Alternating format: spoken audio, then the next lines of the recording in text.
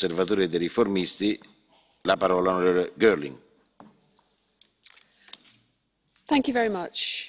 And thank you, Madam President, for coming here today and for your clear leadership and inspiration to the High Ambition Group. Well, for those of us who have struggled perhaps a little bit with how to address Donald Trump, what tone to adopt towards him, after all, he's a legitimately elected world leader, well, he's now solved my problem, because I'm very happy to publicly and loudly say that this and his action is reckless, it's myopic, and it's totally irresponsible. And it's made even more contemptible by the fact that we now know that he's decided that climate change is real. He's stopped his denying of it.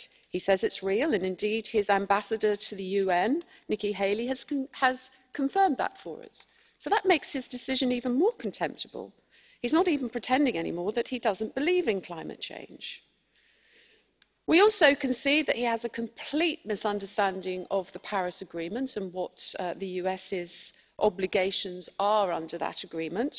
He seems to think that it will be giving US industry an extremely unfair position and totally ignoring the fact that actually it gives the US a huge amount of flexibility in how they deal with making sure that they stand up for their obligations. And given the modest commitments that the US is being asked to make, let's face it, for many people, what the US is being asked under Paris is actually still way underperforming Europe and many of the member states in Europe. It seems even more the case that the Donald should be asked exactly where he gets his information and his advice from. Because rather with higher per capita emissions than the world average, the US has a moral duty to significantly reduce its emissions and ensure that global average temperatures remain below 2 degrees C.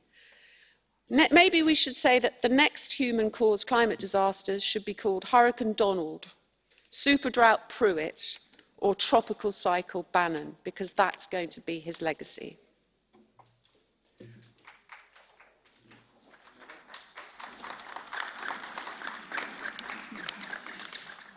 Thank you. And now, in name of the group ALDE, the Liberals, Mrs. Berder, you have the floor. Thank you, Mr. President. President Trump is not the only threat to our global environment and the beautiful island states such as yours, Madam President, and thank you for coming to talk to us.